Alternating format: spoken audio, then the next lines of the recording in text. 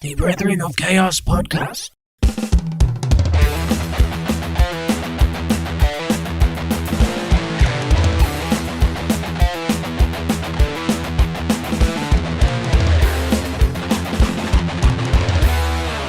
Hello, welcome back to the Brethren of Chaos podcast. So I don't know what episode this is. As usual, I always forget. We have a new guest this time, fresh-faced Andrew Conroy. Hello. Here to drop All right, buddy. some mad stories, haven't you? Oh, yeah. Yeah, we'll have a laugh, won't we? Yeah, you want to introduce me? Because we've known each other for years.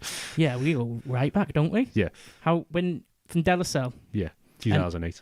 And then We didn't like each other at first. I didn't Then we get on. I didn't like anybody. But then, I don't know, we've got a lot of mutual interests. Yeah, that's right. 100%. That's what bonds us together. Yeah. Yeah. And then you went AWOL, didn't you? I've gone AWOL a few times. You've gone actually. AWOL. Yeah, and then I've come back. So tell the listeners what you've been up to. So you went AWOL for a few years. We both did, didn't we? We weren't in contact for a few years. Should we talk about the most recent time? That was in September 2019. Is that it? Yeah. Yeah. You by this time you were studying. I was studying philosophy and history. Studying philosophy and history. Yeah. Which is fucking class, isn't it? That's what Yeah. you want to be studying, isn't it? Yeah. And then.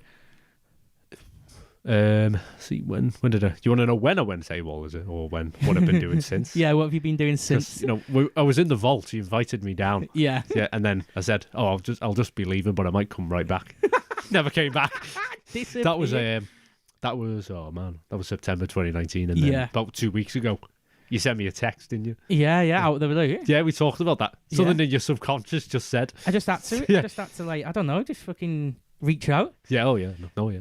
I think I've passed 7 years, maybe longer. I've been surrounded by. I'm not going to shit on people, but being surrounded by a lot of people who aren't doing anything, if that makes sense. The dead weights. Dead weights, just not really much going on, not really planning anything. What the main character says in Red Dead Redemption: more ghosts than people. Fucking hell, that's it. That's it exactly. Yeah.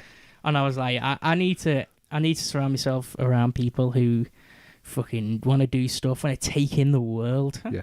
That's it. Yeah. That's what it's all about, though, isn't it? Well, that lust for life, That's it, exactly. Yeah, that song that a lot of people listen to, but they don't take it seriously. Yeah. So, Conroy, you've been doing jiu-jitsu, haven't you? Oh, yeah. Brazilian jiu-jitsu, yeah. For a year. A year and a half, actually. A year and a half. And now, that is so fucking class. Yeah. I got some good news as well. Yeah. I got my blue belt last week. Oh, yes. Celebration. Is that what the gym bean's for? No, that was actually a gift from my job. One of the customers in the army. What? He just gives it all Jim Beam. Fucking hell. Yeah, I can show you the picture if you like. I think I've got it on my new phone. Yeah. Oh, you got a new phone as well, haven't you? I have a new phone. This isn't a great picture, to be honest. I'm going to have to get the real one from the guy, but there's me. Wow. To the right's my coach, Mick, and his coach, Darren. Tells me if it goes out. It's gone off, yeah. Right. So, Conroy's showing me a picture here of you're in your gi, yeah. yeah. With your blue belt. Yeah. And your coach is around you. So blue belt's the second belt, isn't it? Yeah, that's right. Yeah. It's the white belt, then blue. And how hard was it to get that? It depends on the ethos of the gym, usually, because it goes by. There's no formal examination I had to pass. It was just up to the judgment of my coach, and he's and my coach is Mick Stanton, by the way, the Heisenhammer, the number one MMA middleweight fighter in the world. Oh, I'm not being forced to say that or anything. No. He's one of those coaches that he actually cares, you know what I mean? Yeah. It's not about making money for him. No, because he just loves to fight. He's like a He loves getting punched in the head. Yes. Don't we all? Yeah. No, yeah, he's just one of those that he takes it seriously because he's trying to make a difference in people's lives. So it's not about... he really just pushed us all for some reason. Yeah. Yeah. Oh, it's fucking awesome, that. Towards the end of this year, about the second half, just made us do circuits towards the end of every session. Wow. Be like 10 burpees, 10 sit-ups, 10... leaping lunges where you lunge, but you have to jump up. I do that every week, and every week I nearly throw up doing it. Yeah. It's so bad doing that exercise. For me, it's just because my knees hurt now from wrestling. Because you feel like I just felt at one time we were doing a circuit and I misread it and I stumbled and fell on my kneecap. Not been the same since. Shattered your kneecap. Yeah. So just like really pushed it. So and then I did my competition. I'll have to show you that footage when I get a hold of it.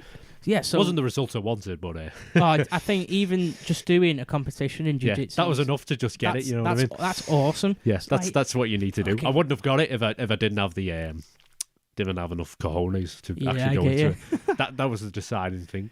You've got to be doing stuff like that, haven't you? You've got to be doing a good sport like that. Yeah. Anybody listening who's not involved in a sport, get out there, fucking join the club. Martial arts is full contact, something like that's probably the best. But anything, just get out there. Yeah, but you've got to make sure you push yourself doing it. Yeah, it's very easy to do ones that are light. You know what I mean? Or you're going into your comfort zone. Yeah, or you're going into a gym that's does more cares about money and doesn't really sees you as a number. I get and what you mean. Where a lot of people like to feel they're a big fish because there's no challenge. I don't know. I can't think of any gyms around here in the St. Helens region that would caters to mediocrity. Okay. Know what I'm talking about, right? So you've done your jiu-jitsu. Yeah. You've got your degree in philosophy. Yeah, history. Yeah, I've got it. My dad was able to frame it, so I've just got it sat there. So I haven't put it up on the wall though. I've got a bunch of portraits, but I haven't put them on the wall because I just think to myself, I'm not just gonna. I always think if I'm gonna put it through plastic, it's not gonna hold on. Well, that's the case, isn't it? You've got to put it through a wooden post. I think so. If you put it through plastic, just the plaster, it's just going to go right down. The nail's just going to drag through. People the do wall. that with like fucking TVs and shells, don't they? Yeah, fuck themselves. Because if I'm going to do it, I'm going to do it seriously. You know what I mean? Do the real deal, not just whack through the wall. Well, you're a made man, aren't you, Conroy? Yeah. That's what you are. Yeah. And you're fucking game for anything now, aren't you? Yeah. Ready to live life, yeah, experiences. No, you're not dead weight. Yeah, I'm sure the listeners will know about your car camping, so I'm hoping to try and do something in the new year. Oh, definitely. Because I thought if I don't do it, man, might as well just die. I'll just lay in my bed and die. Yeah. So my plan was, I don't know if anyone, because we've got a lot of listeners. I know you've got a lot of listeners in the UK, and you know how dismal. Like January, February, I was speaking to someone that I work with that it's January, February are very dismal months. Yeah. So I think to myself, man, this is the perfect time for me to go out there. Yeah, get out there. On the road. I planned to do car camping on my own. Oh, it's great. And it's my plan, so easy as well. My plan consisted of taking a Vauxhall Corsa with like a blanket, a few sandwiches, a flask, enough petrol, and that's it. And maybe like a pair of boots. That's it. That's all you need. So I was just going to park somewhere. Yeah. Go walking. And then just go back. Yeah. Make sure I don't lose myself. No, that's literally all. There's a lot of people, like when I first started doing it, there's a lot of people who try and educate you on it. It's like, oh no, don't do that. What are you doing that for? Or, no, that's shit, do it like this. And every single one of them have never done it before. Yeah. You just got to do it. Yeah. Fuck the people who try and like tell you, try and just do it. Like, you don't need anything. Mm-hmm. Just have your car. You just need the initiative. That's the will. it. That's all it's about. That's fucking class, that. Because my plan was my parents care about me deeply. Thank God. But I just think to myself, if I tell them that I'm going to go, I'm just going to go to the I'm just going to go to the north of England for a few days. I'll see you later. They'd be like, oh, son. Oh.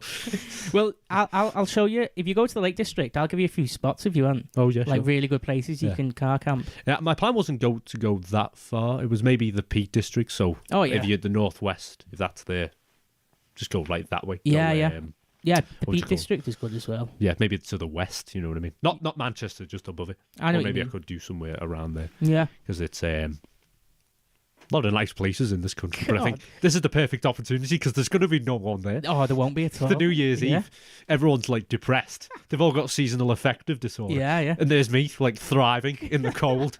Well, I might go camping on New Year's Eve. Are you? What are you doing? New Year's Eve? You got plans? No. Might come camping with me if you want. Yes. Yes. While everybody's fucking getting pissed in some shitty fucking gaff, celebrating nothing, we can go experimenting with their know what I'm saying? Yeah. We head out camping. Well, I'm going to Nepal. I've told you, haven't I? Yeah. Are you going in the end of January for 2 months? Yeah, about mid-January. Oh, okay. Or a bit earlier. Right. But I'll be back March. Okay.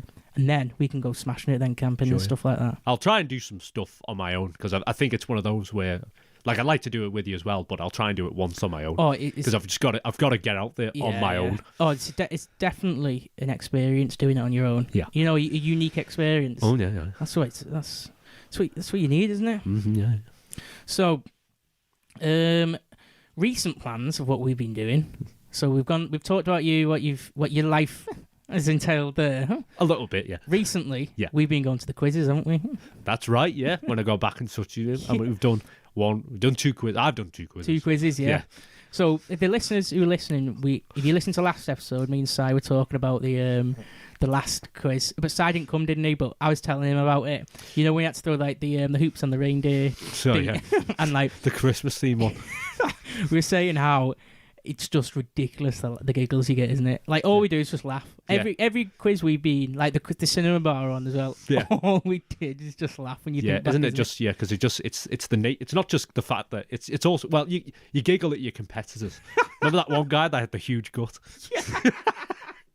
Yeah. And also, but I noticed in the one in Rainford, it was far more competitive because it was a bit more subdued. You know what I mean? Yeah, it was quiet. That's it. In the sense that the only person who was speaking was the announcer. Yeah, and then you got us giggling, howling away at the back. Yeah, I think we should talk about the highlight of it. Do you remember the question? The decibel. Whose name is given to that? And then, and I say to someone, Joe Thompson, I think, I'm sure it was made by a German, and then he thinks, oh yeah, it was by Ed Sheeran. Ed Sheeran. Should have put that down.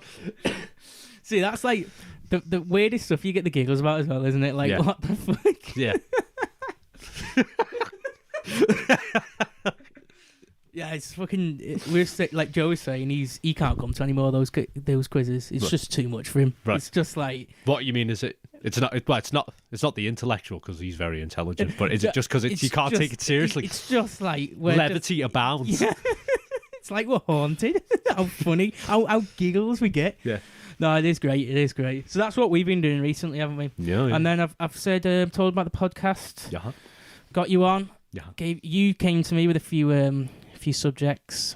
Yeah. Should we tell them or should we leave them for another time? I've got if you have me, it's hard to say because I think if you have me back, we could do the ones I picked out. But if I'm not here, you could more than easily take over the ones. No, we'll leave them for you when you come back. Yeah. What did I have some ideas?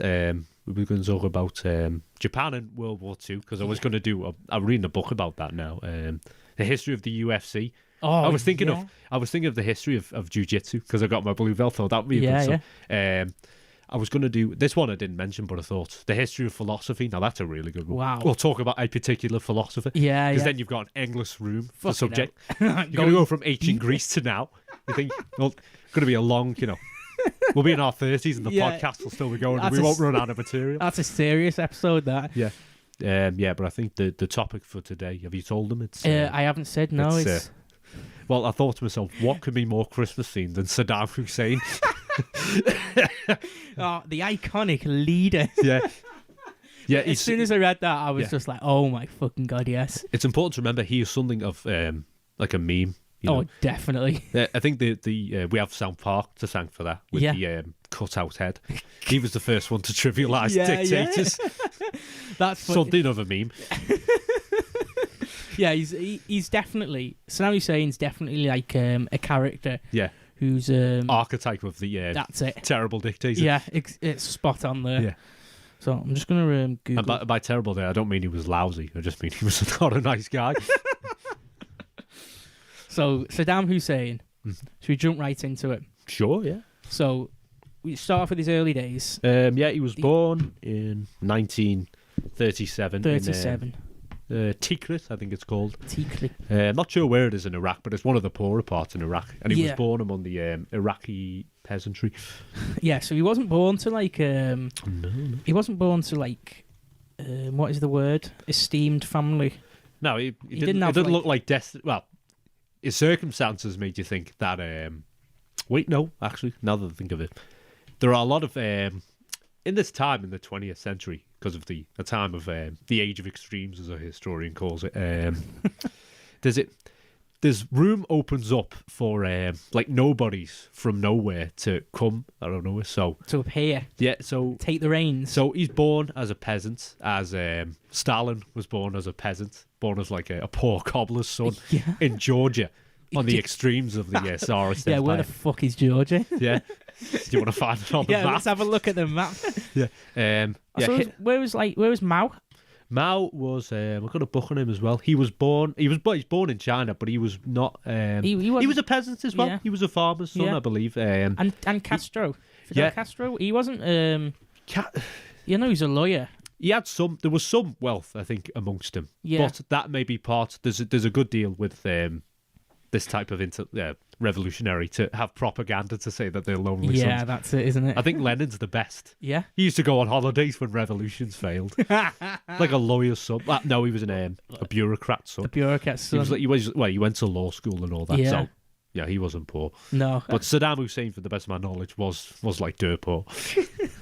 Straight out of the fucking pigsty. Yeah, so he's born in Iraq. Yeah, you can find Iraq, that little place on the map. So it's next to Iran. Yeah, next to which Iran. is much bigger. Above Saudi Arabia. So I think it's worth going into the brief history of Iraq during Saddam's time. So it was a part of the Ottoman Empire, which can I use that? So the Ottoman Empire fell, didn't it? Yeah, that's been around for I think since maybe the 12th or the 11th century. But by it dies in 1918 with the end of the First World War. So it did stretch from there, Turkey, to what is now Iraq and some parts of Persia, stretched all the way across North Africa and Arabia. But by 1918, it's crumbling, it falls, and Iraq is. It's carved out of the lines drawn on a map by the British and the French. Oh, I know what you mean. Yeah. So that's a meme in itself, isn't it? That. Yeah. Can you think of a particular nation that was drawn out of the that one there? No point there. Yeah. But it shall remain nameless because my any donations I make go to funding the armed forces of that nation. God rest its beautiful soul. I won't name the place, but I'll tell the listeners to look on a map and find the place that we're talking about here that's being drawn up out of lines is basically the left side of the country is a right angle, isn't it? Right angle. Perfect. So if you want something to do, go and look on a map and have a look and try and guess which country that is. Yeah. Right. Yeah. So it's drawn. It's part of the British Empire. Yeah. It's also it's not completely under its thumb though. It's under the sphere of influence, so what it says goes. Yeah. So he was born in 1937 and in Iraq. Yeah. There is a great deal more freedom being given to part of the empire at this time. But in 1939, the Second World War breaks out. Yeah. World War II for you Yankees out there.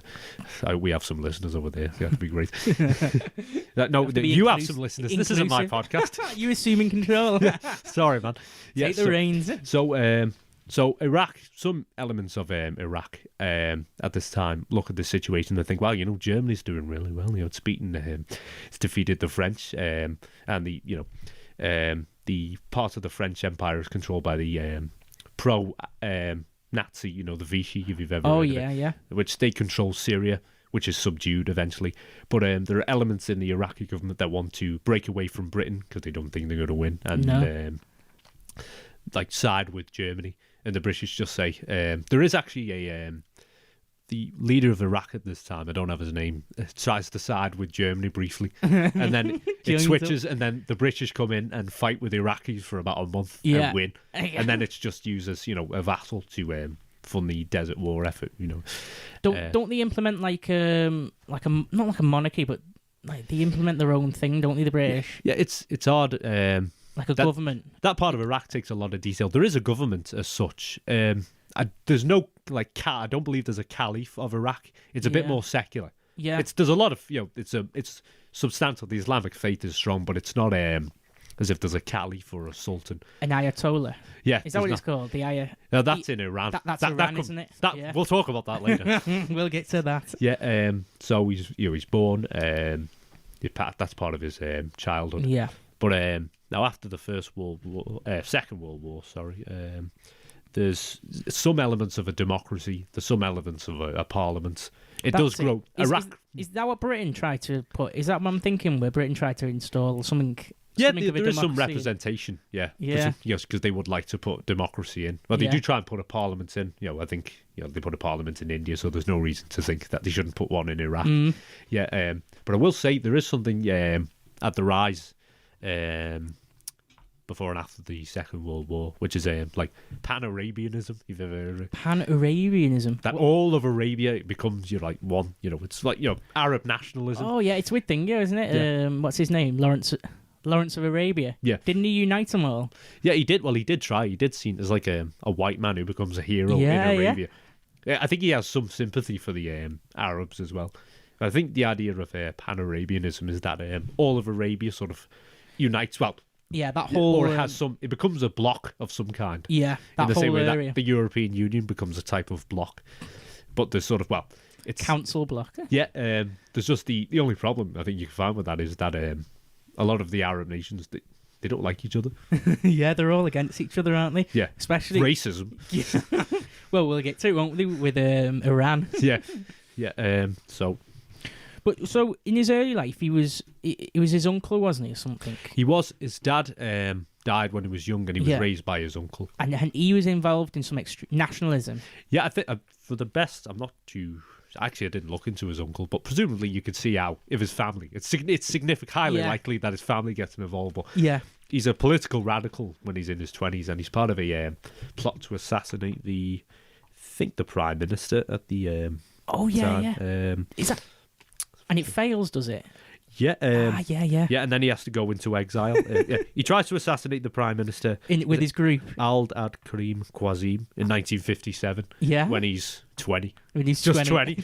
Fucking hell. Yeah. What was I doing when I was 20? Just fucking stood in a club in St Helens. Yeah. I spent my time on video games and porn, and the rest I wasted. Yeah. When I look back at my time, I fucking wasted it. Yeah. It's only recently now I'm fucking stepping up to the plate. Yeah. Fucking hell. I don't want to talk about it, actually. Carry on. Okay. I don't want to talk about it here. Yeah. So he does this assassination and he has to flee, doesn't he? Yeah. It fails. He spends time in Syria and Egypt. He probably lives the life of like an exile as such. I imagine he hops around. Yeah. I like to think of him as a guerrilla, but he's not fighting. Yeah. A bit like Castro when he had to go to Mexico, isn't it? Yeah. Castro did his coup thing. Yeah. And then got exiled, and he was like chilling, wasn't he, in Mexico and around there? Yeah. I'm sure he was wealthier than Saddam. I always like to think there's some wealth involved. Yeah. Yeah. Oh man, have you talked about the Cuban Revolution yet? No, we haven't. That's gonna have to talk about. Oh, that. definitely. But it's never what you think the Cuban one. A lot of propaganda with that. Oh, well, I've just finished a book on it. Did you? Yeah, and all the way through, I was switching. My mind was switching between. Like, I fucking hate Fidel and Shay. Oh, I love these. And then the next chapter, I'm like, oh, these are fucking bad gimps. And then the next chapter, I'm like, wow, I have so much respect for him. It's so weird. Yeah. But anyways, yeah. Yeah, so he does return to Iraq in 1960s. He's a law student, I believe. He is part of a radical called Ba'ath. Yeah. Ba'ath. That's the party, isn't it? Yeah. Yeah. I think it is radical. Whether it's like an Islamic militant organization, I don't know. It's a possible, but it's the dissent is crushed, and he spends time in prison, like pretty brutal time in prison. Yeah. But he comes back. How do you pronounce that group again? Ba'ath. It's Ba'ath. I can't put on the accent, but it's B-A, it's apostrophe A-T-H. Yeah. Ba'ath. Yeah. But I think he gets out. He rallies together, and he actually makes them very successful. They actually go on to win, and he leads a coup against the government. So I think he becomes the position of, I think what would be prime minister. Yeah. And he's but there's is Iraq it president? Iraq has a president as a head of state. Oh, that's it. But not head of government. Is he like second in command type thing? In the same way we've got a prime minister and a queen. And a queen. The Queen's, king now. Yeah. The king's the head of state. The prime minister's the head of government. There is a subtle difference. That's it. Yeah. So I think Saddam's head of government. So he's basically second in command. Yeah. but he essentially just keeps he takes full power in 1979. 1979. But prior to that, he has a lot of power. He nationalizes Iraqi industry, like oil industry, which once belonged to the West. Oh, I see, yeah. That's a good topic as well. Wait, so everybody loved him for that, didn't they? Everybody got under his wings. Saying, there's a cult of personality as well. I don't know if you've seen. I'm sure in the same way that there's portraits of Chairman Mao. I'm quite convinced there will be portraits of Saddam Hussein. I'm not sure if you can get them up.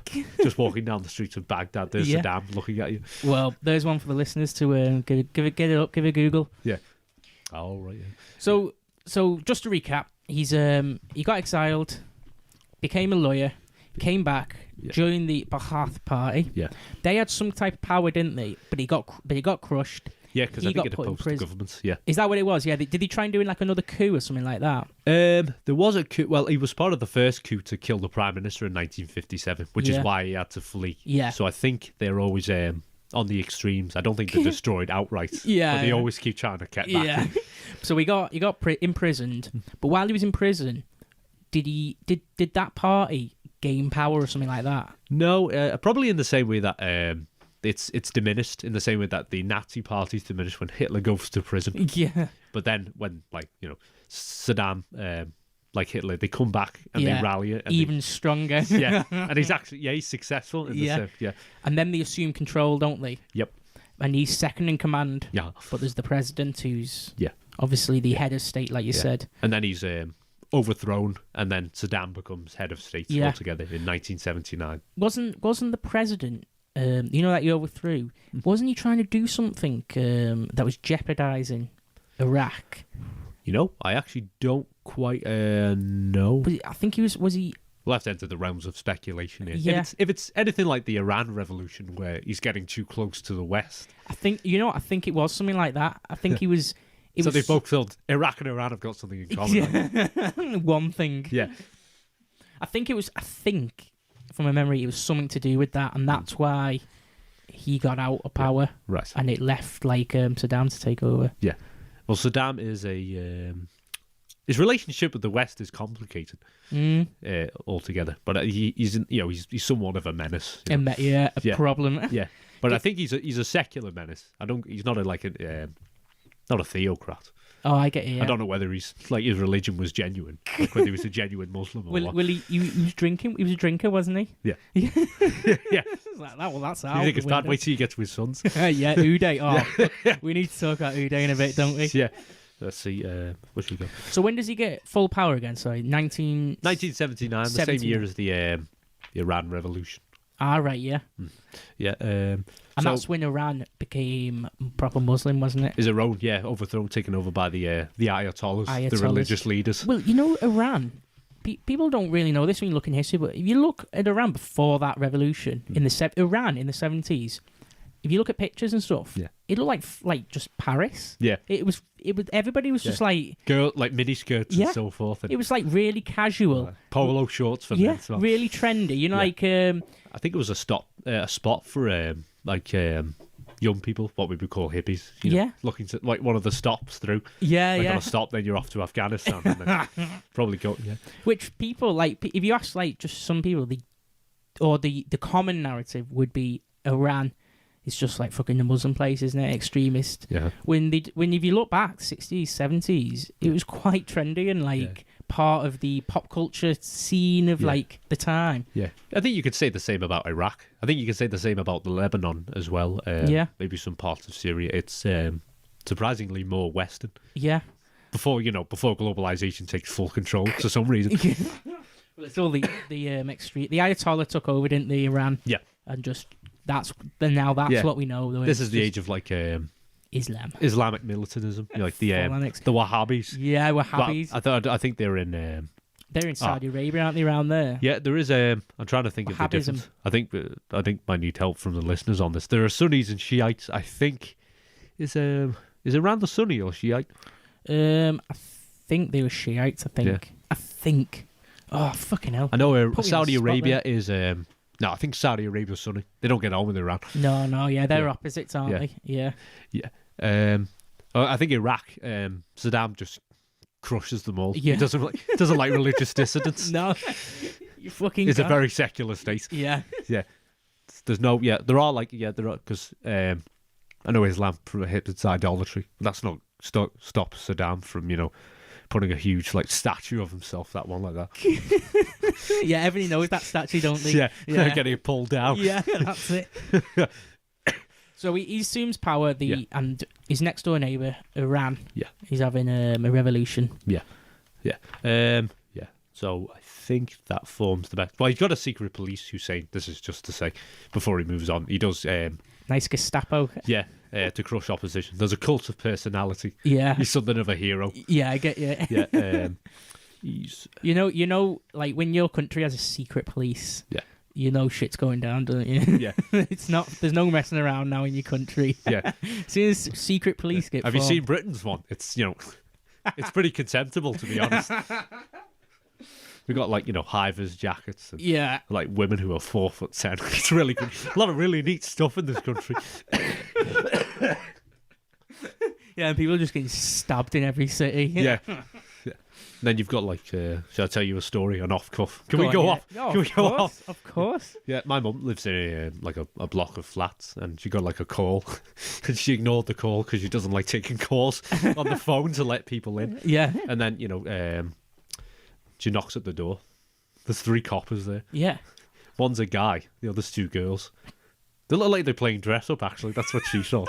Like makeup and bad plastic surgery. Yeah. Really 21st century filth. They don't look like they could take on a 6-foot thug. I know what you mean, yeah. With the Botox lips. I mean, I couldn't either, but at least that's why I'm not in the police. No, I think you could. I think when you're a blue belt, you've got some you've got some nous about your movement now, haven't you? I'd say I know enough to survive. Whether I can win a fight against said thug, I don't know. I think I know enough to survive and live to fight another day. Because the point is survival, to be honest with you. Yeah. Got to keep living. Get busy living or get busy dying. But those police, they actually broke through the glass door because they couldn't get in because they thought one of the old women was dying. So, and she wasn't dying. She was just doing. She's got one of those buttons. I think it's just for attention. The funny. They got the wrong. They got the wrong door. It's not mine. They knocked at my mum's door. That's not the right one. No. There's 3 doors down. What, they fucking smashed the glass and everything. Yeah, they're required because I don't know why. I don't know why the police would need to deal with a health emergency. Yeah, shouldn't the ambulance? I know. Yeah, that's what the ambulance. Yeah, and then the ambulance have to call the fire department to break in. Yeah, can't get through. Yeah, it's fucking all over the place. Yeah. Are we back on the track now? Should we get back on track? Yeah. There's got to be some dead air, I think. I like to think that. Dead air? No, it's what they call it in the radio when there's no one there. I know what you mean, yeah. Yeah, let's see. Oh, yes, Hussein. So Hussein's got some... he's got some goals as leader. Yeah. He wants to rule the Arab world, like the Pan-Arabian ideal. He wants to overtake Egypt, because Egypt is... it's got a good relationship with the West. It's a good holiday spot, isn't it? Yeah, but it's a good, secure place, because of the Suez Canal. It's a pretty important part of it. So he wants to overtake that. Yeah. And he wants to control the Persian Gulf. You know that. Let's see if we can get it on here. On the globe. I think you can see that small strip of water. Ah, yeah. So I think Iraq has access to that, and so does Iran. Its best. It's not best friend. It's neighbour. So the Persian Gulf is just above Arabia, whereas the Suez Canal is the gap in between Egypt and is it Jordan? No, it's just that's the. Actually, no, I believe it is. Yeah, it connects you to there, which it was far more important than one time, but it's still important to get through. Yeah. And, both of them are quite good, important. What's the word? Strongholds. Yeah. Important points to have under your control, isn't it? Have you talked about the Suez Crisis in 1956? No, I haven't. No, we're gonna have to. That's a really good episode. Oh yeah, get on for that. That's about the British Empire. Yeah, that's a great part. Yeah. All right, put that on your list as well. You got a pencil? Write all this down. I'll take notes. We'll do it at the end. Yeah. So we talked about Iran before. Now Iran is going through like a bit of a crisis. Well, a crisis to be honest, because a bunch of religious officials are trying to take over. So it seems to be unstable. So Iraq Hussein looks over to Iran and thinks there might be a bit to take down because there's a bit of a. There's no borders. I don't know if you can see an outline. But there's a big disparity in size between Iraq and Iran. Yeah. He wants to try and, make something of that. I get you, yeah. So he goes to war with them, tries to Goes take to a few. war. So I've got some notes on that. So that was the 22nd of September 1980 now, Right, isn't it, when he goes to war? Mm-hmm, yeah. And from what you're saying, he wants to take a bit of land. Mm-hmm. That's his, is that his reasoning? What does he officially say? Well, I actually don't know if he has any official lines, but No. that seems to be the part. The narrative for it. Actually, this is why I brought the book. This is a great book, by the way, The Chronicle of War. A year-by-year account of conflict from 1854 to the present day. Oh God, yes. So it's just got a time. Like a good book, that. It's a timeline of different stuff. Yeah, got it from my aunt as a birthday present. Thank you, Karen. So Iran goes to war. I mean, Iraq. Yeah, Iraq. I'd say Iraq starts the war, Yeah. and I don't know if you've got it in your notes, but it does have the subtle, non-verbal consent of the United States. Right. Yeah. So they're on Iran's side.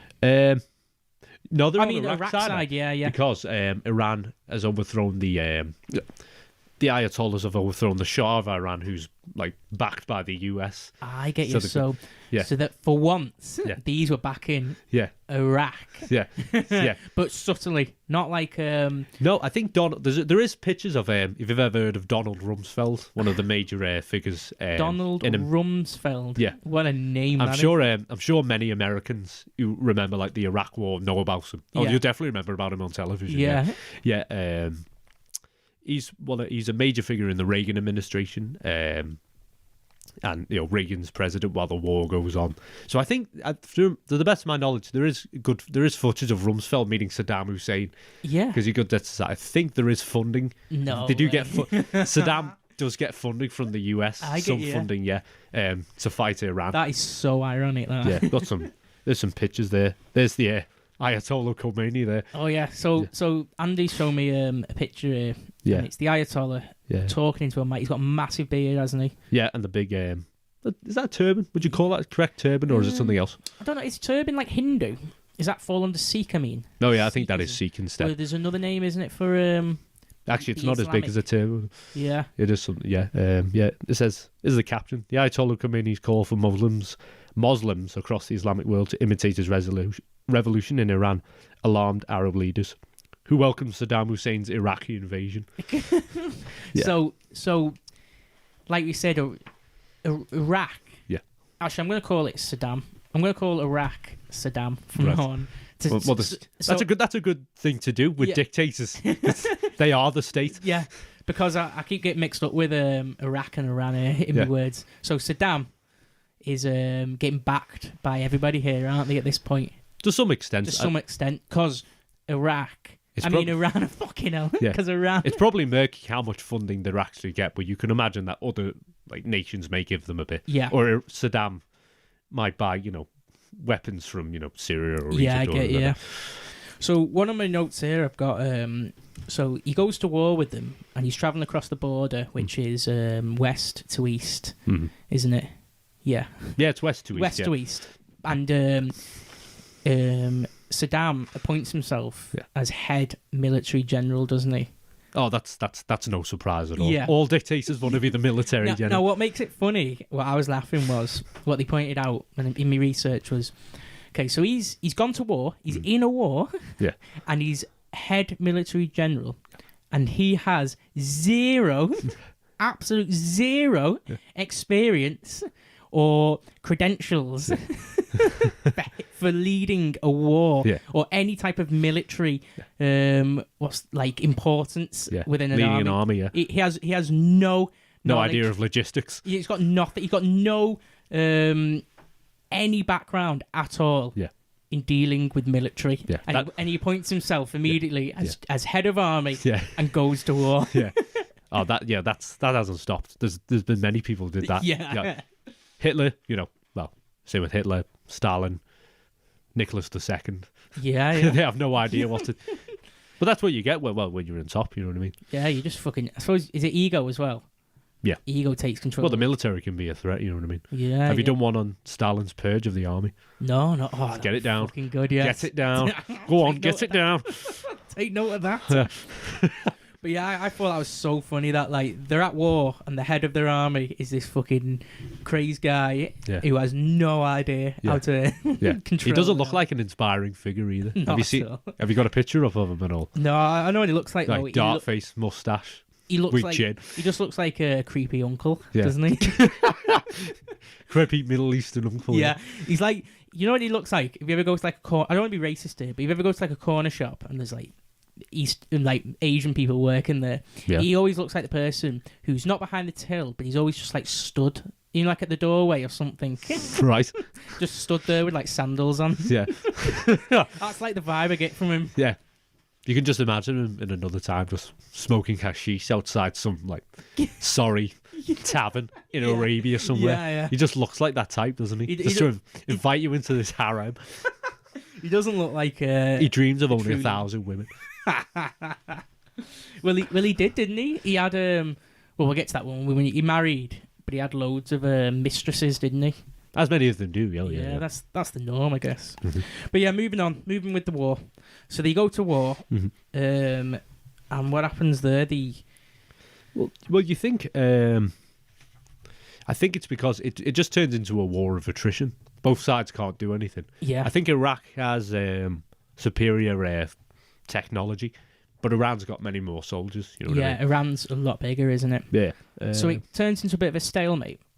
Yeah, it says in the caption from the book here, Iran's larger population advantage gave them a long-term advantage over Iraq. Yeah. So that forces them to make a settlement of some kind. So that's it, yeah. But the war doesn't end until 1988, so this goes on for a while. So it's almost a decade, isn't it? Yeah. And a lot of people are dying. Yep. And like, what type of warfare? If we were to look at the warfare of it, it's so it's like desert warfare, isn't it? Yeah, I've got more pictures here. There's a few back and forth. That's sort of Iraqi soldiers fight in the open desert terrain. So characteristic of the border region between Iraq and Iran. So just envision that on like a lot. Yeah, just think of that running across the this picture that you showed me border. Is it's like three Iraqi soldiers, three Iraqi soldiers in the desert, basically, aren't they? Yeah, with typical khaki, you might call it. Yeah, desert camo. Yeah, I think there's some armor in the background. Yeah, have they got AKs there? Is that what the weapon they have? Oh yeah, I think that's one of them. Yeah, there it is. Yeah. So they've got AKs. You've got to do a video podcast on the guy as well. Yeah. There's another one. There was an attack on Basra. Basra, yeah. Anyone knows a bit about the modern Iraq war? That was important for the British Army. Right. Iran failed to take it. It looks like so. There's some dead Iranians there. So it's your standard conventional warfare. Yeah, I get you. Tanks and a lot of airstrikes, stuff like that. Yep. Yeah, that's interesting. That desert warfare. Yeah. So this goes on for a decade. Yeah, close to a decade. Yeah. And while this is happening, what's going on domestically with Iraq? Let's see. Well, I think it's the same as like standard dictatorships. Your life gets harder for the average person. There's like secret police, to keep watching out. Controlling. Uday Hussein's just roaming the streets looking for, like a bride and so forth like that. It just doesn't, and there's military, a very militaristic place. Yeah, military presence and stuff. Just a quick question: when does Uday's peak come into this? Is this in the 90s or 80s when Uday's in? When should we talk about Uday? Uday's. I'm trying to remember when he was born. I think he was born in the 1960s when Saddam's not in power just quite yet. But he really comes. When does he come into form? Probably from the 80s and the 90s. Yeah. Okay. So we'll talk about Uday after this war, yeah? Yeah, sure. Yeah. So they have this war for a decade. Yeah. And it's a stalemate, isn't it? Yeah. And so at first they were Iraq, Saddam's Iraq was backed by the UN and stuff like that. But over time the US, but not, I don't think the UN. The US. But over time it kind of fizzled out, did it? The support. Yeah, they just because the war was like a bit of Saddam I think just wanted a diplomatic settlement after some time, and he eventually got it. And didn't the UN have a say in that as well? Didn't they come in and say you need to sort this out here? This is not going anywhere type thing. I think it's possible, but I just think both of them have no candy for the UN. That's it. No time. They don't have any candy for them. No. And both of them said that they won the war, didn't they? Yeah. From their That's, perspective. of course they're going to say that. Yeah. I don't think anyone won, to be honest. No, yeah. It basically just ended, didn't it? Yeah. It's just like, we've settled this. Yeah. But from each viewpoint, each side, they were like, we've won this war. We've fucking we came out of this victors. Which is like, no, that's not true, though. Yeah. I don't think Iraq gained any more territory. No, did they not know? I don't think so. I think it's just still been the same. Yeah. That's funny, that. Yeah. Fucking decade war. You've got nowhere. Yeah. Even the First World War wasn't that bad. Yeah. So, we're going to Uday. Yeah. Now, Uday is he the... Oh, yeah, he's the eldest son of Saddam. The eldest son. And he is a fucking character. Yeah. Yeah, most of my information went for that from there's an exit video by Count Dankula, if you've ever seen it. Oh, Count Dankula, yeah, on YouTube. Part of Absolute Mad Lads is an episode on Uday Hussein. Uday Hussein. Yeah. So, go on, yeah, tell us the story of Uday. Well, he's born, he sees a lot of brutal things growing up, like tortures, killings, and whatever. Yeah. But he has the life of, like a prince, you know what I mean? Literally. He's got, I think did he have gold-plated AK-47s? I think that's what the Americans took away. Yeah. He's got, a fleet of luxury cars. He's obsessed with appearance, the best colognes, the best French suits. He also has, a violent temper, you know what I mean? Yeah, he could kill someone on the spot. Yeah, he does, doesn't Or he'd beat you with it, Yeah. He'd beat you with an iron bar. He's got a taste for rape. What was his... I think it was during the 80s and 90s. What made him most distinctive was... like Stalin's henchmen, Beria used to go around. Uday used to go around in a limousine, looking for weddings, and then he'd try and find the bride and take her away and then rape her. Wow. Yeah. So that's like full on archetypal. I'm not pronouncing that right. Of archetypal of crazed, evil person, isn't it? Yeah, but I think with the last part, that's what a lot of young men today aspire to for some reason. Yeah, they want a limousine and they want a fresh bride. Yeah, for some reason. God knows why. So Uday was not Muslim as well. Well, he was, but he wasn't following. I don't see how it's possible. He wasn't following the healthy. He's got lifestyle. a taste for extreme taste for sexual violence and killing. And I don't think it's been given Islamic sanction. What he's been entitled to do. Yeah. Didn't he have So there's a film, isn't there, The Devil's Double? Oh yeah, that's. I think most of the information about him comes from the said double. Yeah. So he had a double, a lookalike, who was actually an English person, wasn't he? No. Who moved over who had family in Iraq.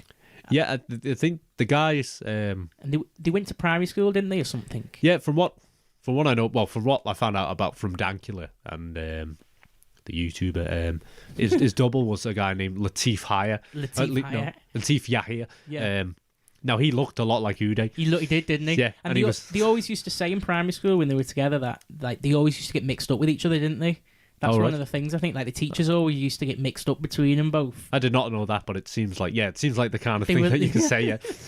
Yeah, and then when he's older, he's asked to be Uday's double because of the threat of assassination. Yeah. So, isn't it? I think Uday remembers him from primary school. Yeah. And finds him out, doesn't he? Looks for him. Yeah. And says, "Will you be my double?" Yeah. Oh well, obviously doesn't ask him nicely. He's probably threatened, isn't he? No, he's given the chance, and he says, Latif says no.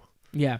Then Uday kidnaps him and holds him in solitary confinement until he says yeah. Yeah. He's thrown in a small cell where he can't I don't think he can stand up or sleep. I get you. Yeah. And he's got a bright light on him all the time.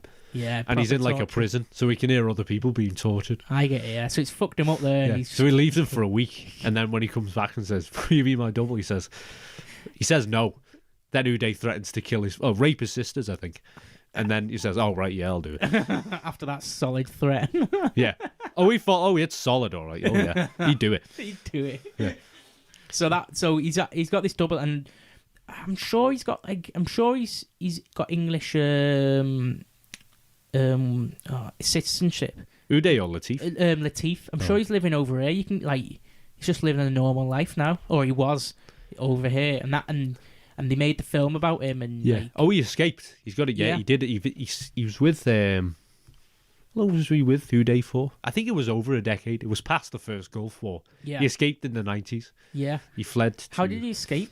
He had a shootout with Uday because he thought, because I think Uday was acting a bit weird, so Latif thought, I think he's going to try and kill me here. Yeah, so he had a opened fire. Wow. Yeah. And then he got in a car and he managed to escape across the border because by this time, like, Latif had plastic surgery and adopted everything that Uday did. So, yes. He spent years as Uday. Yeah. So he can get across the border because the guards think he's Uday. So it's worked against him in like some weird way, hasn't it? Uday? Yeah, he's actually done him a favour. Yeah.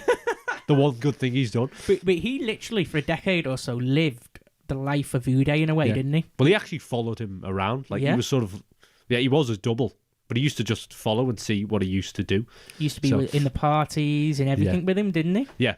He used to... Yeah, I mean, I think that's where we get a lot of information about him. I think that's where we found out that's how he had the taste for brides. The taste for brides. Yeah, I think it's also where they found out that he was he used to take part in torturing like American prisoners of war who captured during the first Gulf War. That was his hobby. Something, yeah. You got a very crazy life story. Assuming all of it's true. I presume a lot of it would be because of the double doesn't have a reason to lie, really, doesn't he? No. His family was... Uday did kill... when he escaped, Uday threatened Latif's family to try and find where he was. Yeah. And they just didn't... I don't think they found out where he was. Yeah. They didn't care. And I think Uday killed Latif's dad. Yeah. It's one of those just kind of thing, just out of anger. God, fucking hell. Yeah. Brutal. Yeah. Yeah, I think he's still living in the US, or England or the US. Yeah, it might be US. I'm sure he's like, after it happened, he just went back. He went to like the Western, or went to family he knew in the West. But it might be US or UK. I'm not sure if he had. I didn't know if he had family in the West, but I'm sure it's that. And then he just dropped back into like normal lifestyle. Yeah, just dropped back into a Western, normal 9 to 5. Yeah, like that. But he still looks somewhat like Uday. Yeah. Just older. If you see a picture of him today, yeah, old. Yeah, old Uday. Yeah. So, what happened to Uday? Uday, well, he carries on.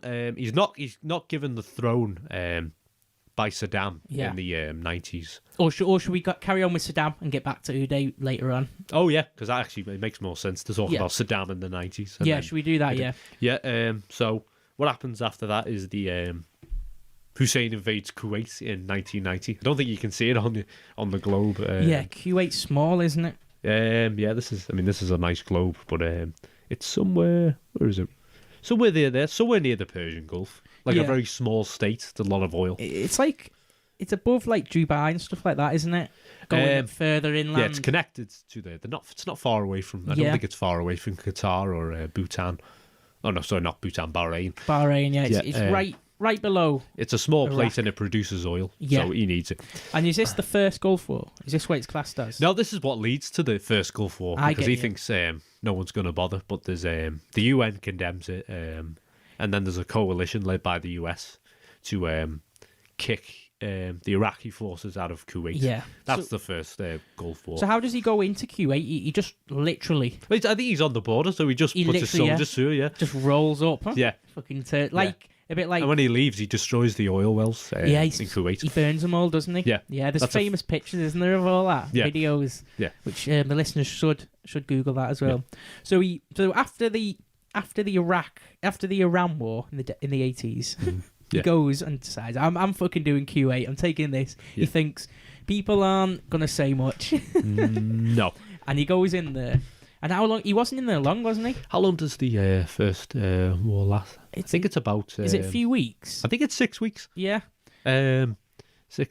Yeah, it doesn't take a great deal long. It's not as if the Iraqi military is very sophisticated. And also, this is part of the New World Order on the part of George Herbert Walker Bush, so he's just looking for something to do. I always laugh at his middle name's Herbert. George Herbert Bush. Give him a break. I think he was born in 1918. Yeah, I'll let that up. That's fine. Give him a pass. Yeah.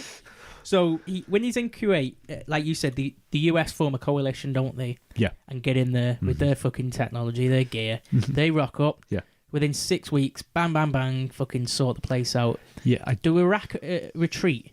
And Yeah, is that when they have no choice. I don't think Iraqi soil is I don't believe it's invaded. No, it's just Kuwait, isn't it? No, it's just blocked off. There's a lot of sanctions. Like Yeah. you can't trade with them. You can't give. I don't think any aid's given to the Iraqi citizens who might suffer on a part of that. I think a lot of people die, like because Saddam tries to his grip gets ever tighter on Iraq. Yeah. So dissent, he crushes more dissent. He crushes religious uprising. And The Shiites are crushed. The Kurds, which they're still in the news. Yeah, they try an uprising and they're crushed. Yeah. It's all brutal as well, isn't it? He's not. Yeah. He's like torturing them. Yeah. Doing like brutal ways of killing. Yeah. It's not just you're getting arrested and that's it. Yeah, it just that Iraq and North Korea follow the same like path in the 90s, in that life gets like very unbearable to the citizens because they're proud of like supplies and stuff like that. I don't think they can get any good food. I don't think. But he still maintains like an anti-American stance. Yeah. And across the Arabic world, he's still seen as like a hero for being anti-American. I get. Yeah, some sympathy across the Middle East. So yeah, some people are looking at him saying because of his stance against that like imperialism, the Western ways. Yeah. They're seeing him as the great Satan. The great Satan. They're seeing him as a bit of like a fist against that, isn't it? Yeah. Yeah. Someone who's taking a stand about that. Yeah. Yeah, and I can kind of like see from that viewpoint in a way. I can understand that, can't you, in a way? Yes. Yeah, I'm sure this is the time when, because the Cold War's ended, so the Soviet Union's broken away, so it's just like America's the only superpower. But I think it just leaves a lot of space open for Arab nationalism to come back, I think. Yeah, I get you. I don't have a great deal of information, but I think it's a possibility that there are a lot of Arabic nations who don't like American imperialism. Yeah. And of course, thanks to the rise of Islam in the wake, I think, of the 90s and the 2000s, there was a great hostility to America. But I think at this time, Saddam's still secular in a sense. Yeah, like a non-religious. Like a non-Islamic dictator. Yeah. He's not like the Ayatollah and all that shit. No. But so I remember I took notes for the US when they were in the Kuwait. It was called Operation Desert Storm, wasn't That's it? right, yeah, that's the famous phrase, yeah. Operation Desert Storm. Yeah. So that was all desert warfare as well, wasn't it? Yeah. But 6 weeks is quick, isn't it, for a war? I suppose for conventional war, yeah. Kuwait's not that big, though, isn't it? No, it's very small. Can't even see it on the globe. Yeah. And that, as you said, Iraq retreated and it got Iraq life and everything, the government, it just fucking started crumbling. Just becomes more depraved and barbaric. Yeah, that's it. And then, so that's throughout the 90s. That's pretty much Saddam's. It's becomes just a lot more insular. It tries to keep the UN rules after the Gulf War that it can't have any chemical or biological nuclear weapons. That's what we need to talk about. Yeah. The biological and the nukes and all that. I'm going to say that he does allow some inspection for weapons, but he keeps hindering the UN, who come there as like peacekeepers. When did he first start the chemical? The weapons of mass destruction. WMDs. Is that in the 80s or the 90s? I think there is. I'm trying to think. He does use chemical weapons like mustard gas. You've ever? I think he uses it to crush the Kurdish rebellion in the 90s. That's chemical warfare. Didn't he wipe out a load of civilians? Yeah, he kills a lot of his own civilians. Yeah. Yeah, with that mustard gas. I think, to the best of my knowledge, the Kurds are based in northern Iraq. Yeah, I think they are, aren't they? Yeah, going into Turkey and all that. I think it's only ever used to crush the Kurds. I may be wrong. I think there was, because there's a famous massacre, wasn't there? And I think it's against the Kurds. Yeah, I can't remember what the massacre was called. And it was like the mustard gas, and like all children died, didn't they, and everything. I remember there was like a photographer, and he's got a story where he was taking pictures, and he tried to save them all in his helicopter. Yeah. He was like grabbing all the children, and like all the children died in his helicopter, just like, you know how you die from mustard gas is like brutal, isn't it? And they were all just dying in his arms. He was like, oh my God, what the fuck's going on here? Yeah, I think it takes a lot to die from like mustard gas. I think it was originally used as a weapon to like stun you and shock you. Yeah, that's it, isn't it? So I think it takes a lot to kill you, which says a lot. Yeah, he must have used a lot on them kids. Yeah. But so he had at one point he used a lot on them kids. At one point, he had the nukes, didn't he? Or he started building a nuke site. You know, that's a podcast all of itself, the weapons of mass destruction. Yeah. But didn't America bomb the site or something before it was fully made? There were airstrikes by Britain and the US because I think of Iraqi non-compliance. Yeah. I'm not sure whether they bombed the bases, but they did bomb Iraq. My knowledge of it isn't great. It's not beyond the realms of possibility. I mean, Saddam remained a threat even if he didn't start building nuclear weapons. That was a big issue. We'll get to that, won't we? About whether he had them or not. Yeah. But I'm sure there was a story where he had a base. And it wasn't fully built. Oh yeah. But there was, I think it was uranium or something that was already stored there, ready to be used. Yeah. And just in time, somebody did an airstrike and bombed it. Right. I think that was like the very early days. But then, like you said, they had inspections, didn't they? Yeah, some. I think he let some in, but he was incredibly refused to. Yeah, you're not going to expect make it as difficult as possible to get in there. So not much other wars happened in the 90s. Yeah. For Iraq, no, it's still trying to recover. It just turns in on itself. Yeah, and it's still seen as a threat by the US. Yeah. No, in the 90s. Well, the time turns to Yugoslavia, so there are still wars going on in the 90s, but Iraq goes a bit out of the picture. So Bill Clinton's president after Herbert Walker Bush. Call him Herbie. That's what we'll call him. Herbie and Bill. Yeah. Both fucking kids. Yeah, I don't think... I think it's part of that airstrike we talked about. So he does like a little bit Bill Clinton. Then George Walker Bush. George Walker Bush. Yeah, the son. Called the son, yeah. So the son becomes... that's a good episode, the 2000 election, if you know anything about that. I think I know bits, that'd be funny, wouldn't it, talk about that? Yeah, trying to cater to the American audience. We need to... And we'll be on your side, Americans. Yeah. We'll try to. Well, we've got enough listeners to the east of us, east of Britain. We need to go west. We need to... Got to stand together. Then, the September 11th... So the 9/11. Yeah, so Twin Towers are attacked. Fucking towers are down. Now, I'm not too sure if there are any Iraqis who are part of that attack gang. Yeah. There are part of that ruse. I think there are Saudi Arabians. I think there are Egyptians. Maybe Lebanese. Maybe Iranians. I don't know if there are any Iraqis though. A nice collection there, isn't it? Oh no, yeah. That's the pan-Arab unity we were talking about to destroy the centre of finance. So, I think that's why they keep attacking the World Trade Center. They tried it early in the 90s. Yeah. Whether that was by Iraq or not, Iraqis not, I don't know. But I think it's because it's the centre of finance. Yeah, fucking destroy that. The palace of usury, which is a sin in the Islamic tradition. Usury, yeah. Usury. Have you done any podcasts on Islam yet? No. I'm trying to be as Islamic as possible, and I should say that to the people. You're slowly morphing. Yeah, you're gonna have to grow your beard and get the. Get your fez to start. Yeah, fez. I'm just trying to follow... Get you the long flowing robes and sandals. I'm not extremist or anything. I'm just following the footsteps of would you my change ancestors. Your clothes? Would you adopt the fashion, would you think? I don't think so, no. Right. No. I don't even... I mean, the robes look good, though. Yeah.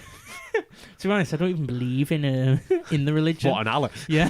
I'm only adopting the... Do you have the prayer mat? The lifestyle. I do have a prayer mat, actually, yeah. Is it facing towards Mecca? It's not, no. I've quite a lot of Islamic stuff, because, people in family was. Yeah. Or are. When I was in year 7, I remember, vividly for some reason, I think you said your surname goes back to Turkey, is it? Yeah, Is it Turkish? I think it goes back to Turkey, or Persian. I think it's Persian.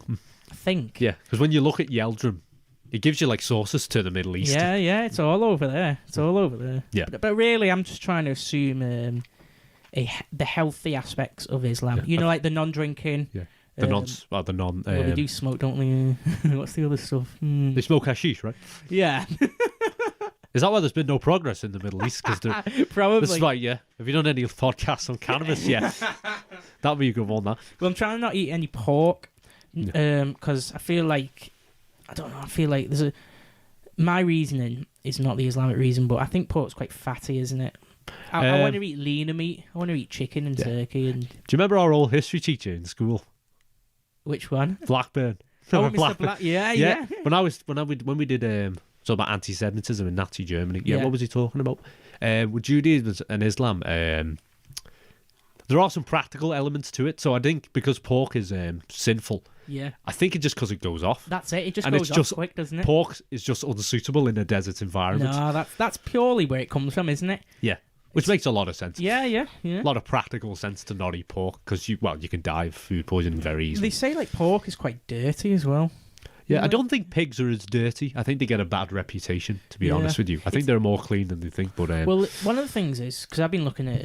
I don't think they can touch them as they can. I don't think they can't, as they can't touch dogs. You know. That's they're it. saying you can't touch unclean animals.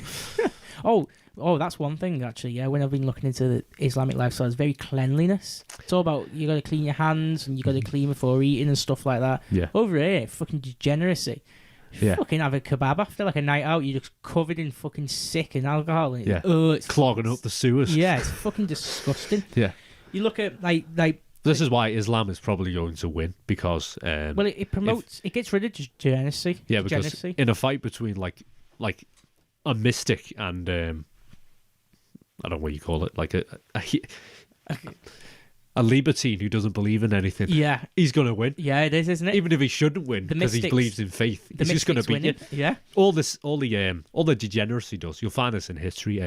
It just opens the door to like another religious period or some takeover. Something, yeah. Like in Greece, it just opened the door to the Macedonians and Romans. Yeah. In Rome, it just opened the door to the Christians. That's it, yeah. That's another podcast list, but you know what I'm saying. Yeah. Anyway, should we head back on track? Is it a good time to get out the pipe? Just smoke. Was it hotbox this room? Yeah. Do you mind if I smoke in here? It might be a bit. It might be a bit contained in here, to be honest. Yeah. Probably best outside, maybe. Oh dear. But we should talk about the pipe though, right. Shouldn't we? Oh yeah. Yeah. We keep going off track. Yeah. Get your pipe out for a second. So Conroy's got this fancy pipe, which is it's just curved. It looks cool. Yeah. It's so. When did you take up smoking the pipe? Can they hear me? I'm not sure. Maybe. Well, just repeat. I'll repeat what you're saying. Yeah, I first bought it in November 2020 during the when the lockdown part of it. So I just went in and I thought I'll just get something, like just do something for a change. Yeah, November. One of those parts where I thought I'm just going to try and just do something to make my life a bit more. Yeah, take up something new. November 2020. Yeah. So I bought this. This was about 1995. Just under £20. 1995. The pipe. Take a look if you want. We should we'll take a picture of it as well for the listeners to see. You can take a picture of me smoking it if you want. Yeah, it looks it's very smooth. I got a few tobaccos with it, which are expensive. Yeah, a few different tobaccos you've got. Yeah, what was the first one I got? I think it was Colombian coffee. Colombian coffee, but they don't make it anymore. But I buy different tobaccos, different time, like Kentucky blend, mixed American blends, cherry vanilla. Cherry vanilla. If you go into Timaeus in the shop, there's just like tubs of different stuff, and they just pick it out for you. This one I got later on. This snapped actually, so I took a little bit back. All right, so he's showing me here another pipe that he's got, and it's just a bit like straight. It's a straight one, isn't it? With the like Harold Wilson's. What's the end bit that you put the tobacco in? What's that called? Like the bulb. Yeah, it's like a bulb, isn't it? The pit. The pit, yeah. The oven, yeah. So the first one that he showed me is curved, isn't it? Curved up a bit. Yeah, curves up. Yeah. Whereas I don't have it to show you, but a friend of mine got me a like this little device. Like it's got like a nail file, but the end of it is a circular like little pit. You just whack it in. Yeah. Sometimes what you would do with that, think of this. It's like solid, but it's and you just dip the light. Put it in, yeah. Yeah. Well, one thing I think I don't smoke myself, but I think smoking is healthier than drinking. Do you think? In moderation. Yeah, in moderation. Because if you think I'd rather alcohol is just absolute poison for the brain, isn't it? Yeah, I remember. And you become a degenerate. Yeah. Smoking, don't you? Right. You don't. I mean, not smoking, drinking. If you're smoking, it doesn't turn you into a degenerate. You're still composed. You're still focused. But if you're drinking, You're fucking stumbling all over the place, fighting, fucking... Oh, it's fucking horrible. Do you remember... oh, man. Going back to Dallas Al again. Do you remember one of the RE teachers, Mr. Griffin? Oh, yeah, Mr. When Griffin. we did, remember, this is year 7. By the way, I'd like to know, I do have a good memory. You'll find out. That he said in Islam that drinking is the thief of the mind. The thief of the mind? I've never forgotten that. That's it. It actually just cripples your age. Yeah. Can I smoke this up? Or? It might be best to wait, I think. Oh, okay. In this small... You can have it in your mouth. Yes. Yeah, we'll take some pictures for the listeners to... That's class. Yeah. You know what? I'm going to write down what you just Even said. though I smoke, I still look very youthful. Drinking... What is it? Drinking is the thief of the mind. I think that's what those were exact words back in... God, that was that nearly 15 years ago? Nearly, Those yeah. are his exact words. Now, whether it says so in the Quran or any other similar associated text... I've been reading the Quran quite a lot, and like half it's bullshit, obviously because I don't believe in it, but half it's got some great like sayings in it. I can't remember any off the top of my head, but stuff to like live by. And you're like, oh, that's... You know what? If everybody lived by like that, it'd be a lot better than these fucking... I don't know. I just keep moaning about people drinking generously, but that's where my hatred comes from. Yeah. Ugh. But they've got no... I don't know why they still do it. Oh, wait, because they're just miserable. That's why. Yeah, sad. Got nothing else going on in their life. Well, I'd rather live next door to a Muslim than someone who keeps drinking all the time, wouldn't you? Definitely, yeah. 100%. Yeah. Like me for the prayers and all that. I was thinking, I'm not doing any... I'd rather go to a mosque than a nightclub. Oh, yeah, 100%. You're going to have some good conversations in a mosque, aren't you? Yeah. What You're going to get the peace and quiet. Yeah. What are you having in a fucking nightclub? Well, you're going to get, like, fucking music so loud it deafens you. Yeah, a woman coming up to you looking like fucking Shrek, stinking like she's been in the swamp. Yeah. Fucking trying to talk about, I don't know. Women really do dress terribly on nights out these days. Sickening. Yeah. You know what? Those skin-tight vacuum pack. Why, like, women, you think they dress like a bit more... I don't know why they don't wear dresses, because if the world's getting more degenerate and more decadent, you think they dress really well. Yeah. You think they care more about... Yeah. You wouldn't think people were going around looking with ripped jeans, would you? No. I was walking down the street one day. I saw this couple. This guy had a pair of jeans. Yeah. He had one rip. Just a rip on his knee. Just not one, not two. Didn't matter, just had one. You should have pointed out, said, oh, you need that sewing up there. Yeah. Have you been doing... Sewing up, dickhead. Yeah. Have you been kneeling a lot? What's your name? Neil? Yeah. Well, you could tell that the type who does that, their minds are just... like mush. Yeah, mush. That's it. That's another word. Mush. Yeah. It's Western degeneracy. You figured they've connected to information devices all the time. Yeah, they've got all. But they look dead-eyed, vacant stares. Got fucking Rasputin stares. Yeah, not even that. It looks more dead than him. Like now. His eyes had like fire. You think?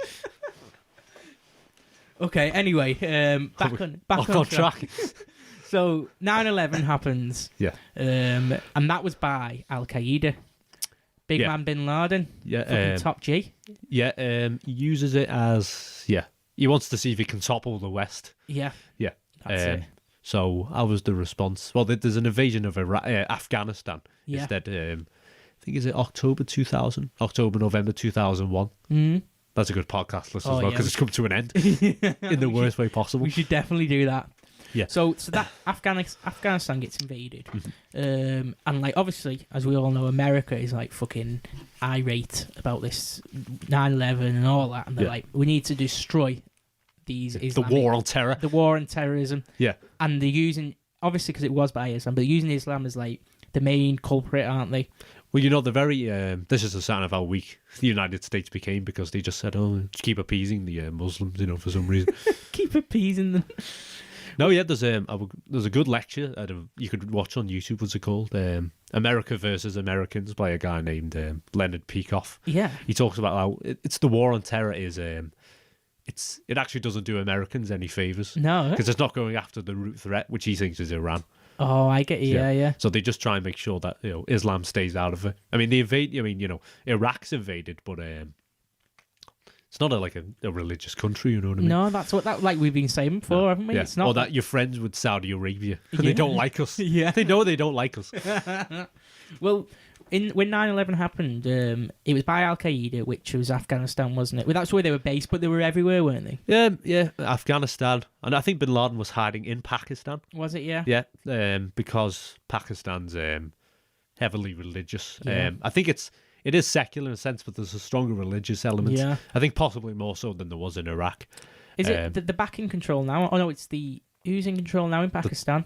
I think there are some elements of the Taliban, to the best of my knowledge, might be in control of Pakistan. Well, it's a funny story because I'm going to Nepal now, but my first choice, because if people have been listening on the podcast, they would have seen me go through these choices, go through my plan. You're keeping track. At first, it was Spain. I didn't end up doing that. Oh, it's not a bad start. You could have just moved on. But then I passed it on to like January. And my other plan was to go to Pakistan to visit family for like 3 months. Really? Yeah. But when I looked into it, like speaking to family, they're like, "Yeah, Sam, you can come over." But then I'm like thinking, Pakistan's literally in the past like year or so has been retaken over by the Taliban, hasn't it? It's probably risky, isn't it? So I was like, well, they're going to see you as a Westerner, to be honest. That maybe. They'll see you. Do you think I'll not pass as a Muslim? It's possible. If you think to yourself, your skin might be too white. You got a long beard. I'll grow my beard out a bit, and but well, I thought. But if you come in like wearing like maybe too Western clothes, or if you just like if you're sitting on a bus, assuming they have one, they just think to yourself, somebody else stare at you. I need a nail bomb strapped to me. Yeah. But it's tough over there in Pakistan. Yeah. You've got to watch what you drink and so forth. Yeah. Oh, well, I think I'll be all right with the lifestyle because I'm trying to. As long as your family are welcoming them. Oh yeah, they'd like to see you. Yeah, but I've decided not to go because of the Taliban thing. So that's why I'm going to Nepal now. But I thought I'd mention that. Yeah, they're like the Taliban are in Pakistan now, aren't they? Yeah, the Taliban. They've assumed control again. Like not fully, but. Yeah, the Taliban. I read a good book about the Afghan war a bit ago. I think the Taliban started as like farmers who wanted to try and not like an Islamic militant organization like Al Qaeda, more like a ragtag collection of farmers who know how to shoot assault rifles. Was that against the Soviet Union? I think it was some, but I don't. It's not. I think the Taliban is like an unofficial militia, not like Al Qaeda, where there's a distinct base and ideology and I know a flag, what you mean.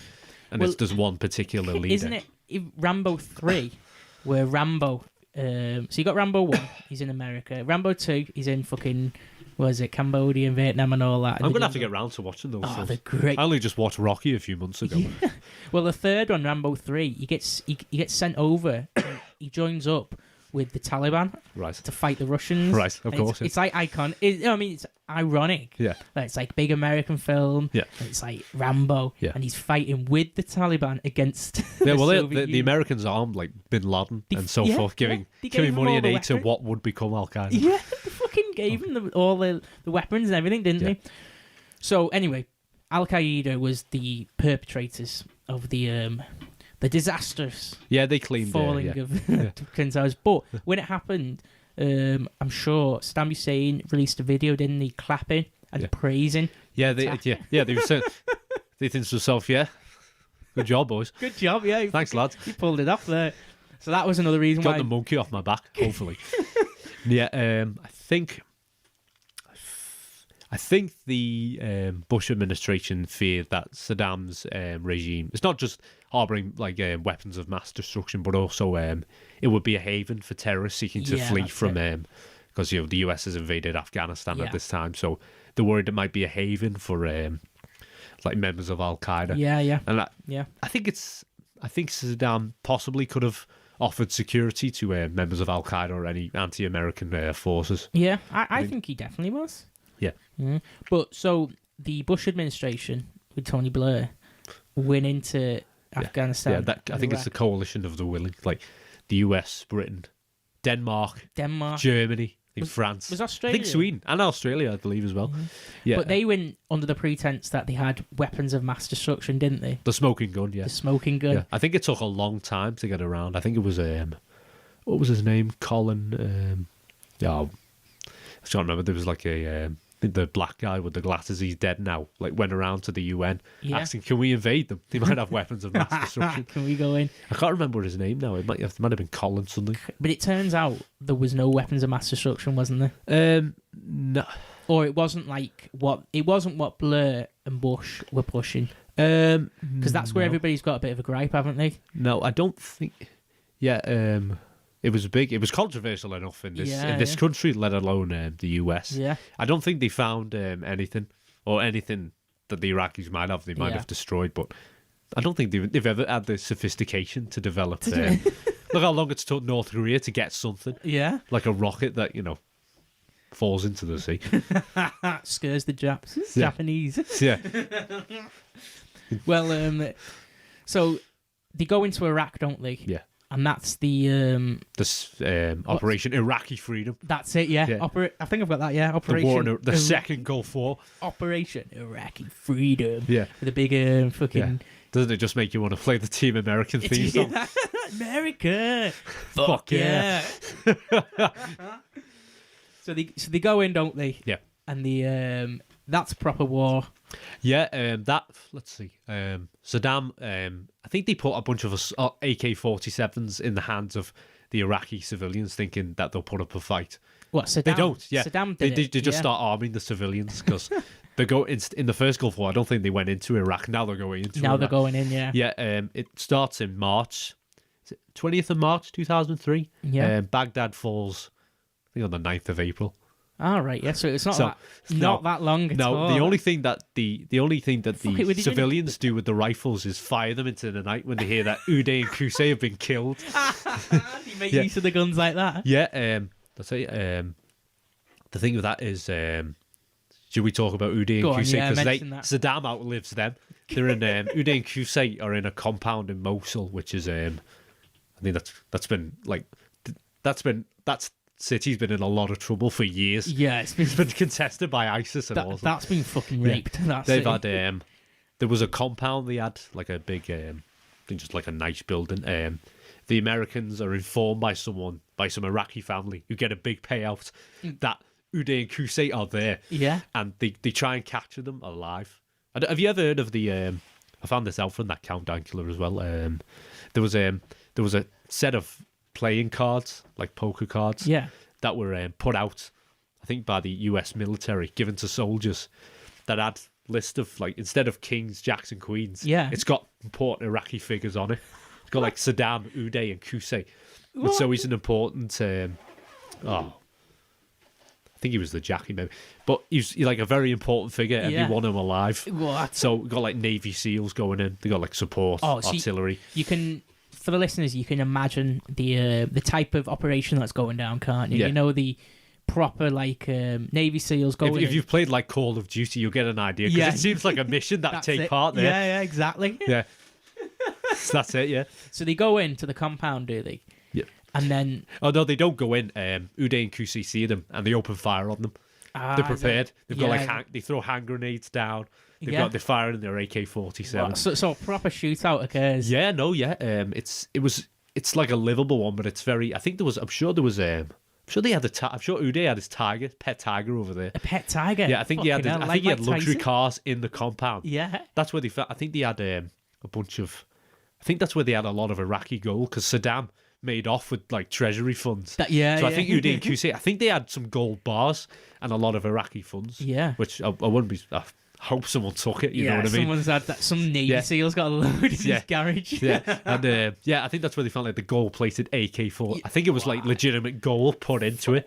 Not plated, but put onto it. What was how did you get that on COD again? Was it 10 prestige? When you got your gold-plated AKs, your gold-plated guns? Or possibly. I think, or was it one of the options, was it? Yeah, you could get, get Uday's gun. Yeah. So, man, I miss Modern Warfare too. Oh, it's fucking class, wasn't it? Yeah. So they killed Uday in a shootout. Yeah, I think they just fired the, what was it, the Warthog type of tank. So I think they they just got sick because they couldn't capture him, so we'll just try and blast them out. Yeah, blast. So they do blast them. I think they die. They get crushed by the rubble. Big fucking bricks landed on their head. When was it? Maybe April. Maybe in the summer or spring of 2003. It's not that long. Iraqi civilians are like overjoyed. Yeah, they're like firing their AKs into the night. That's funny. That use it in place of fireworks. Yeah. Yeah. Saddam is. Yeah, he hides. He goes into hiding for a while. So Saddam disappears, doesn't he? And Yeah. nobody knows where he is. Yeah. And by this time, America's took over Iraq Yeah. and has got control, but they still can't find... No, I'm trying to think. I Saddam. think he's in hiding for... I think he goes on trial in 2005, so he's in hiding for a while. Wow. They find him near a farmhouse in Tikrit, near where he was born. That's it, yeah. And Yeah, he's like in like his a- local Yeah, I think village. there's famous photos, surely, of them dragging him out. Yeah, so... He does not look like a dictator. He looks more like the Ayatollah. Yeah. So basically, he's in hiding for a few years, isn't he? Some You can't time, find him. Yeah. And America are in control. They've got like control of the place. They're like, we're doing all right here, and they Yeah. can't find Saddam. Yeah, I'm trying to think. Yeah, I'm trying to think. I think, to the best of my knowledge, what they do in Iraq is they try and use it, like where they thought Iraq was going to be a haven. They were going to try and draw all the terrorists to come and fight America. I see. Yeah, I think a lot of Al Qaeda, I think they're dead in the sands of Iraq. yeah. We're having a They showdown. just use it as a chance to kill them. You know I what get I mean? it, yeah, Which yeah. is why they stay in for so long, and why Yeah. I think Which I understand that. That makes sense, doesn't it? I think in the first 3 years, I think about 2,000 Americans die. I think over 600,000 Iraqi civilians died. Fucking hell. Like, that's a bit asymmetrical, isn't Yeah. it? Well, Yeah, well, but they say. I think it really crushes the Al Qaeda force. Yeah, 'Cause- heavy blow on him. Yeah, I think Bin Laden's a bit disappointed because he thought it was going to be easy. He's not got Then a he's in smile on hiding his- forever. Yeah, he He disappeared. keeps hiding forever. Well, they say Bush and Blair should be on trial for war crimes, don't they? That's one of the arguments that they push now. Yeah, I mean, whether... But... But again, they did do something. They didn't just like fucking do a genocide for no reason. No, it seems... Well, if you're going to go to war, it might as well be in your own best interest. But whether going into Iraq did America any good, I'm not too sure. You know, I mean, it got rid of a dictator, but now it's just... I mean, I don't think Iraq's in... It's not much better. I don't think it was ever going to be in a good state because No. if you know the legacy of the Middle East, you can't put democracy in there. No, I know. Because democracy doesn't exist in a vacuum, you know. That's it. yeah. It took a lot to achieve in the West. Yeah. So there's, I mean, it's when the American founders wrote the Constitution, they were building on like an Enlightenment legacy. The Middle East doesn't have that. It has a legacy of sultans and theocrats, Muhammad and so forth. So you can't just, You can't just drop a completely different concept. No, you can't just and put just expect it to go. drop democracy in. Yeah, No, that's why democracy. I think Iraq would always be in trouble, regardless of whether we pull out. So you did get out of Iraq. I think there's just religious strife now, which would be inevitable because since Saddam left, the Sunnis and Shiites have just been trying to fight for it's control. chaos. And then there's been ISIS, Yeah. But should we go back to Saddam for a second? Sure, yeah. So It's your podcast. he was in hiding for years, and Not years. was it a few years, 2 years? Or I think a year? maybe a year to 2 years. Yeah. I'm going to say over 1 year. Yeah, and they couldn't find him at all. Yeah. And then they get a tip off or something. Possibly. that he was at a ranch. I actually didn't look into this, did you? Yeah, I didn't look into it, but I'm sure. It's possibly that they've just been using, American intelligence actually kicks in. The Yeah, intelligence services actually are worked. useless. Yeah. It's itself, we found him near a farmhouse. So the listeners, this is one thing they should do. They should go onto Google now and get the video up and watch it because it is an interesting video. You've seen it, haven't you? Oh, I haven't seen, I didn't watch it before it came, but I have seen it You when I do was know younger. of it, don't you? Yeah, yeah. Yeah, like when I was a kid, I used to just try and, I was 10 in 2006 before that, so I used to just get up and watch, videos. watching, when I was young, my mum used to just let me watch, stuff of the Middle East going off, so well acquainted with it. No, but the closest I've been is Egypt, so, Oh, that's a good place to be. Yeah. But so they find Saddam. Yeah. I'll try and explain the video off my head. So they find Saddam in it's basically like an underground bunker, isn't Yeah, it? is it a circle? They just pull him out of a hole. It's different way it literally goes to. a hole that Yeah. he's in, isn't it? It's not like Like Gaddafi. Reminds me of Gaddafi, doesn't it? just like Gaddafi. It's not like some. But he didn't end up getting sodomized with a bayonet. Saddam, he was actually okay with. Was he picked up by the American forces? Yeah, or by... the American forces, and a lot of people had pictures with him where they were pulling him out of the ground. Yeah. And it was a proper hole that he was in. There wasn't it wasn't like a bunker, Wasn't like the Führer bunker. No, it wasn't like that at all. It's a proper shitty bunker that he's in, dead small, Yeah. dark. I don't know how long he It must. I like to think of it, if it's near a farmhouse, I think It was just used for a nuclear attack, like a small, like a nuclear fallout bunker. Just a few tins of food in there. Yeah.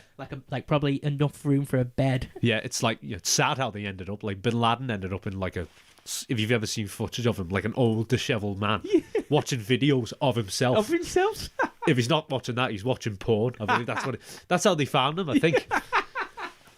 Yeah, just ended up in some sorry compound. Yeah, what a fucking sad like dusty and grey. So they pull Saddam out of the ground, and then by this time they try and install like an Iraq government, don't they? And they give Saddam over to this like a tribunal for crimes of war against the last Iraqi government. But it's not American. The Americans aren't running the tribunal, aren't they? No, not to the best of my knowledge. It is. By this time, Iraq's got some type of government in power now. Yeah. And they're trying to settle the score with the old one, so they put him on trial for crimes against humanity. Like, I can't remember the name of the famous massacre, but like over 100 civilians were killed. It may have been the Kurds, gassing the Kurds. Yeah. And there's a famous video of that as well, which you can go where he's talking and he's like off his head, isn't he? He's rambling. Yeah, he just rants. You know what I mean? And he's his own like as they all do when they're in there. And you can watch that video. It's actually funny in a way, isn't it? The way he's just rambling and ranting. It's like not making any sense. Yeah. You're like, what the fuck? Yeah. I can't remember what justifications he uses, but he does say some silly stuff. Right. Oh, I can't remember off the top of my head, but some of the stuff he says, like, it's very silly. Like, what the fuck? Really? But they obviously find him guilty, don't they? Yeah, for crimes against humanity. Humanity. Like killing, torture, imprisonment. Yeah. Yeah, if you're going to get found guilty of something, it might as well be crimes against humanity. You might as well go all out. You can't get any higher than that. No. If you're a dictator and you're going to get put on trial, you might as well fucking go all out, won't you? Yeah. So they find him guilty and they hang him. Yeah. That's a famous... Not sure there's footage, but there's a famous picture of There's a famous picture, yeah. That was shown off in RRE class as well. It's like one of those reveal the blocks, and I revealed it. Just Saddam. What? On the scaffold, I think. Yeah. Yeah, that's it, isn't it? So he gets hung. Mm-hmm. In this, I think it's 2006. 2006. So he was on trial for a year, wasn't he? Yeah, so how old would that make him? Would be nearly 70. Yeah, he'd be quite old, wouldn't he? Yeah. And then after that, like you said, there's a bit of Iraq's got a bit of it's not stable. No, it's just used the war in Iraq. I think it lasts till 2011. 2011. For, I think is it for American troops pull out? Yeah, so it's just there's fighting still going on there. Along with Afghanistan. Yeah. Yeah, it's all a fucking shit heap, isn't it? The way sadly, yeah. A lot of nice. I mean, there's some nice places there, surely, but a lot of it. A lot of rich legacy. You know? That's what I was going to say. A lot of history. Yeah, that could be it. Yeah, that could be like looked at and everything. But I mean, if you're going to go backpacking, take an armed escort. That's the lesson we should all learn. Yeah, take a flak jacket. Flak jacket. But so it never really after Saddam was killed, it never really was gets any kind of stability. Yeah, it's just been I mean, a dictator brings stability in a very odd, cruel and inhuman way. It's weird. To some order, but it's still ruled by the whim of dictators. It's interesting you say that because I've been watching. We're both watching Bald and Bankrupt. Oh God, yeah, I haven't seen it. Out yeah, I think he's back in England now. Yeah, I think he's in Bristol. I'm sure he thinks it's less safe than Syria. For sure. You think it would be less safe than Syria? Yeah, you'd expect it. Shout out to Bald and Bankrupt. You know what? I might fucking send this video to him now he's been mentioned. But does he watch? Does he listen to this? I hope he does. I don't think he does, but I hope he does. Yeah. But anyway, in one of his videos when he's in Russia, because there's a lot of stuff he does in Russia, he's interviewing like some of the old people who grew up in the Soviet Union era of Russia. Yeah, you've done one on the.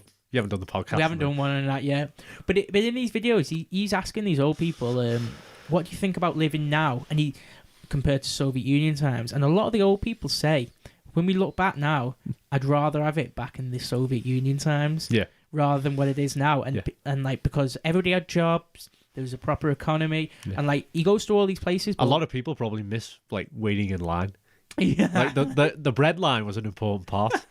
They gave you a chance to talk with your neighbours. Yeah, that's it. You couldn't talk to them in these huge concrete slabs. The only time you could talk to them was when you were waiting for bread. Well, the Bold and Bankrupt's going to these places in Russia in these videos. Yeah. Like these towns which are absolutely dishevelled. Yeah. And I love how he just fits in with it as well. He just blends in seamlessly with the environment. Like there's so much derelict buildings, there's no work and all. That's now. And he's going to these places and he's saying to these old people are saying, back in the Soviet Union days, these places that we're in were like thriving with industry and economy and people, and there was people coming and going, and there's so much happening. Yeah. And like now they're just fucking absolute shit dumps. Yeah. And they say it's like interesting to hear the view of like saying, actually, we'd rather go back to that than now. Yeah. Well, we have that in this country as well, don't we? Before Thatcher in the 80s, because the good old days. Yeah. That was an idea we were going to do as well. You know, when we first met up about that idea of going to like northern towns and seeing go around like how bad it is now, and asking people, would you rather go back to 1973? Well, you know what we should do? We should vlog that. Yeah. I should actually tell the listeners, because I haven't even told the listeners that I've been vlogging. I've been doing a few vlogs. Oh yeah. If you just put my name into YouTube, it'll come up. Yeah. I think they might know. Vlogged a few stuff. I've got a few stuff to vlog as well. But yeah, we could vlog the northern towns. Go around and ask people. Yeah. We'll see all the great. We'll see like Wigan. Yeah. We'll see Bolton. Fucking iconic places. Real. But yeah, so that's the story of Saddam Hussein. Have you got anything else to add? I think I'm all done with that. I don't know what else to. I'm trying to think now. I wouldn't exactly say he was a great guy. You know. No, go on then. He's one of the list of another one on the list of dictators. Tell me your overall thoughts then. We'll finish up on your overall thoughts. Cruel, wicked man. A sign. Is he? I'm trying to think of his significance. Really. I think he just came of an age of that time when, with the breakdown of the old order. Yeah, of imperial old order, the empire. And it gave a that. chance for like down and outs and nobodies to take control. So assume control. Kim Il Sung in North Korea, Saddam Hussein in Iraq. Who else now? Maybe like Kemal Ataturk in Turkey. Yeah. Or Mustafa Kemal. Yeah. He's just another one of them. When there's the breakdown of the old order, someone might come into Villa, and for Iraq it was him. Yeah, I totally get what you're saying there. I think, I think I agree there.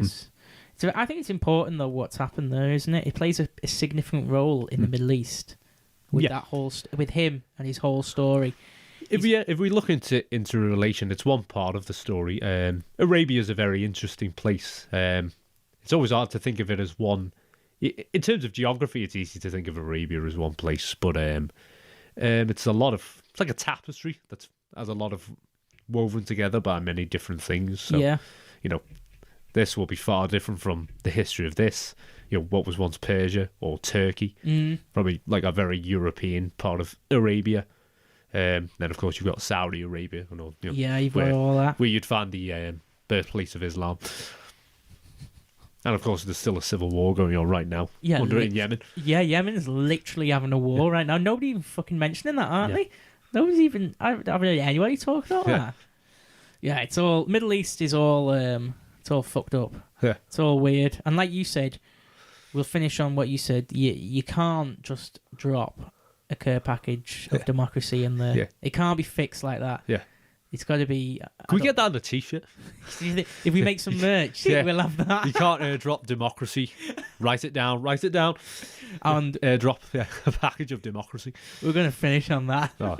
So, hope you've enjoyed it. Anybody listening? Don't remember. Thanks for having me on. Oh, no worries. You'll definitely be on again, 100%. And then you'll... I made it worth your while, everyone who's listening.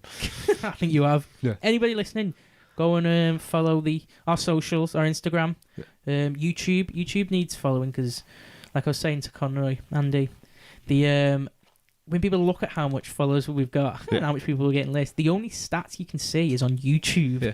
And it's diminished terribly. YouTube has barely any listeners compared to Spotify or Amazon or the Apple Podcasts. They've got shitloads, but nobody can see that. Yeah. They can only see the YouTube, and they're like, oh, it's only got 10 views. Yeah. I'm like, fucking hell. That's sad, though.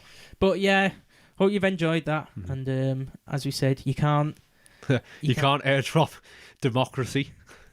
You just can't do it. This was brought to you by Merdley Productions.